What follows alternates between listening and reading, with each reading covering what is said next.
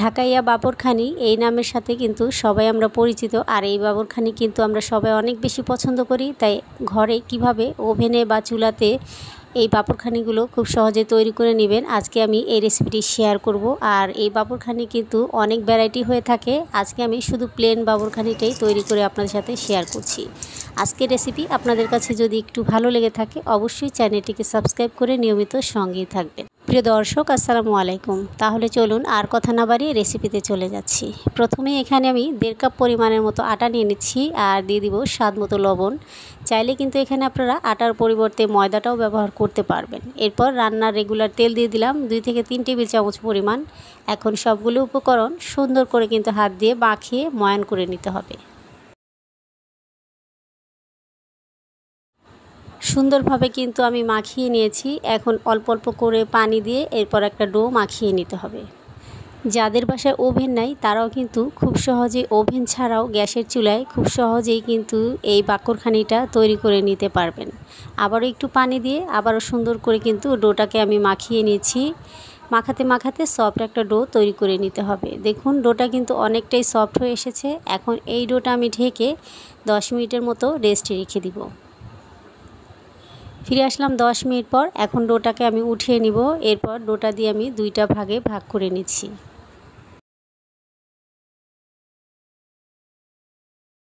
প্রথমে আমি এখানে একটা লেচি নিয়ে নিচ্ছি। এরপর বেলনির সাহায্যে একটা রুটি বেলে নিতে হবে। রুটিটা কিন্তু পাতলা করে বেলে নিতে হবে, যেভাবে আমরা রুটি তৈরি করে খেয়ে থাকি ঠিক তার থেকেও একটু পাতলা।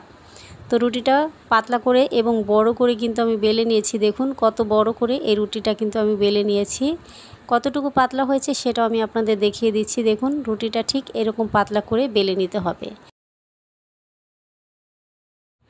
বেলে নেওয়া রুটির উপরে এখন আমি রান্নার রেগুলার তেল দিয়ে রুটির গায়ে সুন্দর করে কিন্তু মাখিয়ে দিচ্ছি। এখানে আপনি চাইলে ডালডাটাও নিতে পারেন অথবা ঘিও নিতে পারেন। সুন্দরভাবে কিন্তু মাখিয়ে নিয়েছি। এখন উপর দিয়ে শুকনা আটা আমি ছড়িয়ে দিচ্ছি। আটাটা দেওয়ার পর আটাটাও কিন্তু খুব ভালোভাবে মিশিয়ে নিতে হবে। হাত দিয়ে চেপে চেপে কিন্তু সেট করে নিতে হবে, যাতে মনে হয় যে এখানে আগে আপনি তেল ব্যবহার করেনি, এরকম ড্রাই করে নিতে হবে। এরপর আবারও কিন্তু একইভাবে তেল দিয়ে আবারও আমি আটা ছড়িয়ে দিয়ে এইভাবে করে হাত দিয়ে চেপে সেট করে নিয়েছি। এরপর রুটিটাকে আমি একটা সাইড থেকে এনে আরেক সাইডের সাথে একটু ভাঁজ দিয়ে দিচ্ছি। ভাঁজ দিয়ে একটু চেপে চেপে লাগিয়ে নিতে হবে। এখন সেম কাজটা আবারও করে নিতে হবে। সুন্দর করে তেল মাখিয়ে নিতে হবে। তেলটাকে সুন্দরভাবে সব জায়গায় লাগিয়ে নেওয়ার পর উপর দিয়ে আবারও আটা ছড়িয়ে দিচ্ছি। আটাটা দিয়ে দেখুন একেবারে ড্রাই হয়ে গেছে, মনে হয় এখানে তেল দেওয়া হয়নি। তো ড্রাই হওয়ার পর আবারও কিন্তু এখানে তেল দিয়ে দিতে হবে।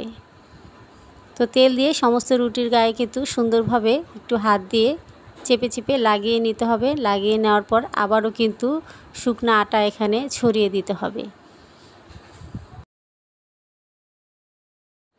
সুন্দর করে আটাটা মাখিয়ে নেওয়ার পর এরপর রুটিটাকে আবারও ভাঁজ দিয়ে দিতে হবে। ঠিক 2 পাশ থেকে এনে মাঝ বরাবর কিন্তু আমি এভাবে কোনাকুনিভাবে ভাঁজ দিয়ে নিচ্ছি। একটু লক্ষ্য করলে বুঝতে পারবেন কিভাবে ভাঁজটা দিয়ে নিয়েছি। এরপর আবারও সেমভাবে কিন্তু ভাঁজটা দিয়ে নিতে হবে। এরপর আলতো হাতে একটু ঘুরিয়ে ঘুরিয়ে রোল করে নিচ্ছি।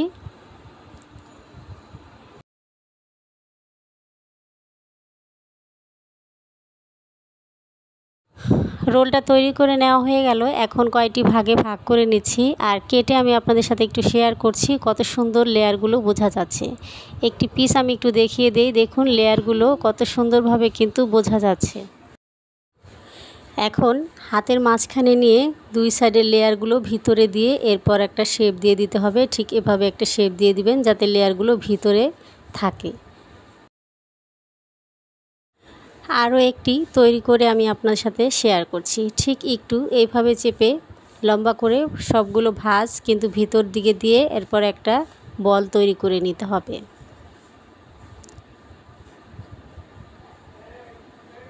একটু লক্ষ্য করলেই কিন্তু বুঝতে পারবেন কিভাবে করে তৈরি করে নিয়েছি। আমি কিন্তু সবগুলো ভাঁজই ভিতর সাইডে রেখেছি। উপরেটা ঠিক এরকম মসৃণ টাইপের হবে। তো এই বলটাও কিন্তু তৈরি করে নেওয়া হয়ে গেছে। একইভাবে কিন্তু সবগুলো বল আমি তৈরি করে নিব। সবগুলো কিন্তু তৈরি করে নিয়েছি, দেখুন ঠিক এভাবে করে সবগুলো তৈরি করে নিতে হবে। ভাঁজটা কিন্তু দেখা যাচ্ছে না, সবগুলো ভাঁজই কিন্তু ভিতরে রয়েছে। এখন রুটি বেলে নিতে হবে। প্রথমে একটি লেচি আমি নিয়ে নিচ্ছি, এরপর আমি একটা বেলনির সাহায্যে বেলে নিব। এখন বেলনিটা দিয়ে আমি বেলে নিচ্ছি। রুটিটা একটু ছোট সাইজেরই তৈরি করে নিতে হবে, ঠিক যেভাবে বাকরখানি ছোট সাইজের তৈরি করে ঠিক সেভাবে। এতটুকুই বেলে নিয়েছি। এরপর আমি একটা ছুরির সাহায্যে মাঝ বরাবর একটু কেটে দিচ্ছি। তো দেখুন একটি বাকরখানি কিন্তু আমি তৈরি করে নিয়েছি। এই একইভাবে আরও একটি বাকরখানি তৈরি করে আপনাদের সাথে শেয়ার করব। তো সামান্য কিছু উপকরণ থাকলেই কিন্তু ঘরেই আপনারা বেকারির মতো বাকরখানি নিজেই বানিয়ে নিতে পারবেন। একইভাবে কিন্তু সবগুলো বাকরখানি আমি তৈরি করে নিয়েছি। এখন এই বাকরখানিগুলো আমি ওভেনে দিয়ে বেক করে নিব। আর চুলাতেও কিভাবে বেক করবেন সেটাও আমি আপনাদের সাথে একটু শেয়ার করে নিচ্ছি। পানি আর আটা কিন্তু আমি একটা স্টিলের প্লেটে মাখিয়ে নিয়েছি। এরপর এখানে একে একে বাকরখানিগুলো দিয়ে দিচ্ছি। এই বাকরখানিগুলো আমি চুলাতে বেক করে আপনাদের সাথে শেয়ার করব। এরপর আগে থেকে আমি চুলায় একটা হাঁড়ি বসিয়ে হাঁড়িটাকে ফ্রিহিট করে নিয়েছিলাম 10 মিনিটের মতো। এখন এখানে আমি প্লেটটা বসিয়ে দিয়ে 10 মিনিটের মতো চুলার আঁচটা একেবারে লোতে করে ঢেকে রেখে দিব। 10 মিনিট পর ঢাকনাটা উঠিয়ে নিয়েছি। এখন উল্টে অপর সাইডটাও আরও 10 মিনিট আমি ঢেকে এইভাবেই রেখে দিব। তাহলেই কিন্তু সুন্দরভাবে বাকরখানিগুলো হয়ে যাবে। এরপর আমি যে বাকরখানিগুলো ওভেনে বেক করেছিলাম সেগুলো আপনাদের সাথে একটু শেয়ার করি। ওভেন থেকে বের করে একটু ঠান্ডা করে নিয়েছি। দেখুন মাশাআল্লাহ বাকরখানিগুলো কিন্তু একেবারে পারফেক্ট হয়েছে। এখন গ্যাসের চুলায় বাকরখানি তৈরি করেছিলাম সেটাও একটু দেখিয়ে দিই। এই বাকরখানিগুলো কিন্তু একটু পুড়ে গেছে, যেহেতু তাপটা কোনোভাবে বেরিয়ে গিয়েছিল, তাই আপনারা একটু চুলার তাপটা কমিয়ে রেখে তৈরি করে নেবেন। তৈরি হয়ে গেল ঢাকাইয়া বাকরখানি। দেখে কেউ বলবে এটা ঘরে তৈরি করা।